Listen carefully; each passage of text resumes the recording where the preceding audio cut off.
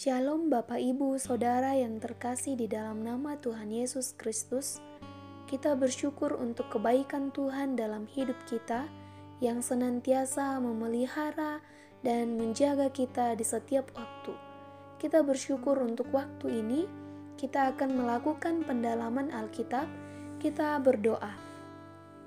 Tuhan Yesus Bapa kami yang bertahta di dalam kerajaan sorga, kami bersyukur Engkau memberkati dan melindungi kami, Engkau memelihara hidup kami. Kami bersyukur Tuhan, biarlah semuanya untuk kemuliaan bagi nama-Mu saja. Kami berdoa untuk waktu yang ada ini Tuhan, kami akan melakukan pendalaman Alkitab. Tuhan tolong dan Tuhan berkati kami, agar kami boleh mengerti dan memahami kebenaran firman-Mu. Kami serahkan waktu yang berharga ini hanya ke dalam tangan Tuhan Yesus Kristus. Kami berdoa dan mengucap syukur kepada Bapa di sorga. Haleluya. Amin. Bapak Ibu Saudara yang terkasih di dalam nama Tuhan Yesus Kristus, tema pendalaman Alkitab kita pada saat ini adalah Tuhan Yesus adalah pemelihara kita. Di dalam kitab Ester, seorang perempuan yang cantik dan elok bernama Ester dirawat ataupun diasuh oleh Mordekai. Ia sangat dikasihi oleh Tuhan Allah, sebab Ester tidak beribu dan berbapa lagi. Ester elok perawakannya dan cantik parasnya. Semenjak bapa dan ibu Ester meninggal, Ester diangkat sebagai anak oleh Mordekai. Allah memelihara kehidupan Ester di setiap waktu. Suatu saat, ada pengumuman datang dari istana bahwa raja mencari seorang ratu disebabkan oleh istri raja yaitu Ratu Wasti telah menolak perintah raja. Sehingga raja membuang Ratu Wasti dan memerintahkan untuk mencari seorang ratu pengganti Ratu Wasti. Dan hal itu sampai kepada Ester, dan Ester mempersiapkan segala sesuatunya supaya dia layak menjadi seorang ratu. Dan karya Allah luar biasa di dalam kehidupan Ester. Raja hanya terkesan kepada Ester di antara banyaknya perempuan yang datang untuk menjadi seorang ratu. Melalui Ester, kehidupan orang-orang Yahudi dapat bertahan di dalam kerajaan yang dipimpin oleh Raja Ahasiweros. Bangsa Yahudi mendapatkan perlindungan dan pemeliharaan dari Allah, dan bangsa Israel dapat bertahan untuk memberlangsungkan kehidupan mereka melalui Ratu Ester.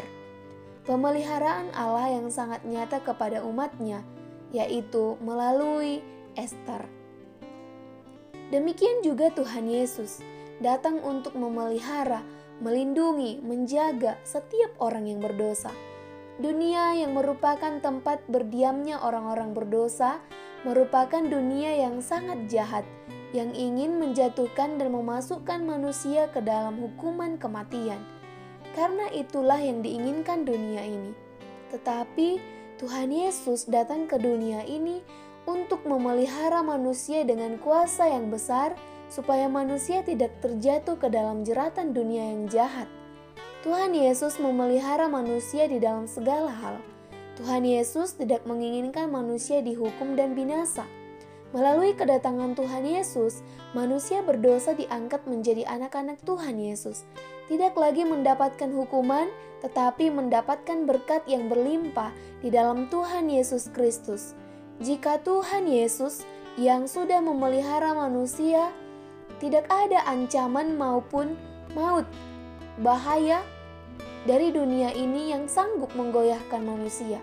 Tidak ada yang sanggup untuk menjerumuskan manusia kepada dosa.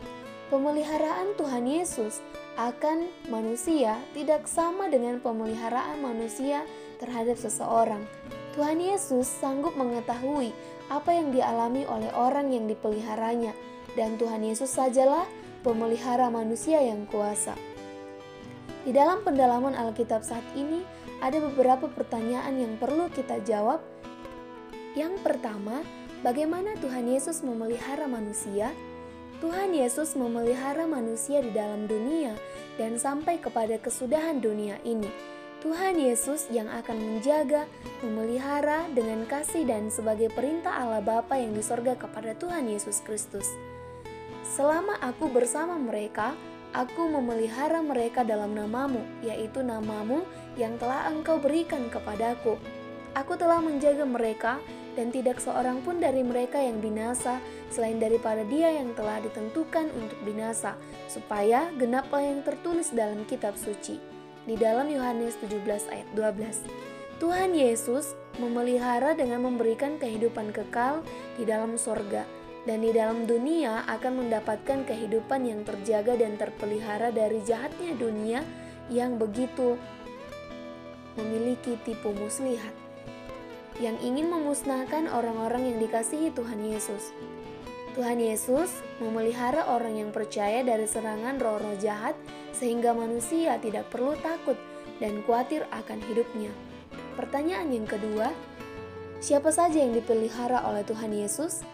Yang dipelihara oleh Tuhan Yesus adalah orang-orang yang menyerahkan diri kepadanya, yang tidak sibuk di dalam memelihara kehidupannya sendiri. Tuhan Yesus akan menjaga dan memelihara orang yang datang kepada Tuhan Yesus dan orang yang mau bersandar kepada Tuhan Yesus. Tetapi sekalipun seseorang jahat dan berdosa kepada Tuhan Yesus, juga Tuhan Yesus memelihara mereka. Tuhan Yesus tanpa memandang bentuk dan rupa akan memelihara semuanya. Sekalipun manusia itu jahat, Allah akan memelihara semua orang yang lemah, orang yang tidak berdaya, semua dipeliharanya. Kita boleh lihat di dalam Mazmur 116 ayat yang ke-6, demikian kebenaran firman Tuhan. Tuhan memelihara orang-orang sederhana. Aku sudah lemah, tetapi diselamatkannya. Pertanyaan yang ketiga, mengapa Tuhan Yesus memelihara manusia?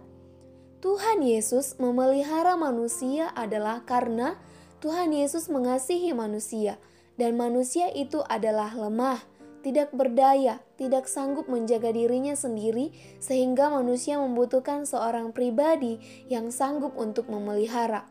Tuhan Yesus juga memelihara manusia dikarenakan kasih setia Tuhan kepada manusia, dan pemeliharaan itu adalah bentuk janji Allah kepada manusia. Pertanyaan yang keempat, apakah orang tua manusia tidak cukup untuk memelihara manusia? Orang tua merupakan manusia. Manusia tidak sanggup menjaga dan memelihara seseorang, karena manusia adalah terbatas dan tidak mampu sama sekali. Sekalipun itu orang tua, tetapi mereka tidak akan sanggup memelihara sedikit pun anak-anaknya. Tetapi hanya Tuhan Yesus yang sanggup memelihara dan menjaga manusia setiap waktu dalam keadaan apapun dan dimanapun. Pertanyaan yang kelima, bagaimana dengan orang yang memelihara nyawanya sendiri? Orang yang memelihara nyawanya sendiri akan kehilangan nyawanya, sebab seseorang hidup bukan atas kehendaknya, tetapi semua adalah kehendak Tuhan Yesus. Mati dan hidup, nyawa dan daging, semua berada di bawah naungan kuasa Tuhan Yesus, sehingga tidak seorang pun di antara manusia yang berkuasa atas nyawanya sendiri. Dan Tuhan Yesus mengatakan, siapa memelihara nyawanya, ia akan kehilangan nyawanya. Kita boleh lihat di dalam Lukas 17 ayat yang ke-33a, demikian firman Tuhan, barang siapa berusaha memelihara nyawanya, ia akan kehilangan nyawanya. Demikian pendalaman Alkitab kita, dan yang menjadi kesimpulannya, yang pertama, penyerahan diri kepada Tuhan Yesus yang menunjukkan bahwa kita percaya kepada Tuhan Yesus, bahwa Tuhan Yesus adalah pemelihara yang kuasa. Yang kedua, manusia tidak mampu memelihara hidupnya sendiri. Hanya Tuhan Yesus satu-satunya pemelihara manusia yang tidak terbatas dan melebihi dari mampu. Yang ketiga, dunia ini senang jika manusia masuk ke dalam penghukuman dan kebinasaan kekal. Tetapi Tuhan Yesus datang dari sorga untuk menyelamatkan manusia yang berdosa. Dan yang keempat, Tuhan Yesus yang sanggup menolong dan memelihara kehidupan manusia, sehingga manusia tidak perlu takut dan khawatir akan hidupnya, karena Tuhan akan memelihara manusia dari setiap serangan roh-roh jahat. Demikian pendalaman Alkitab kita berdoa. Terpujilah Engkau Bapa di sorga, Allah yang memelihara kami, Allah yang menolong dan menjaga kami, Allah yang senantiasa bersama dengan kami. Tuhan, terima kasih untuk waktu yang ada. Biarlah Tuhan berkati semuanya untuk kemuliaan bagi nama Tuhan. Tuhan, tolong kami mengerti dan memahami kebenaran firman-Mu dan mengaplikasikannya dalam hidup kami. Terpujilah Engkau Bapa di sorga. Dalam nama Yesus Kristus kami berdoa dan mengucap syukur kepada Bapa di sorga. Haleluya. Amin. Demikian pendalaman Alkitab kita. Tuhan Yesus memberkati kita semuanya. Shalom.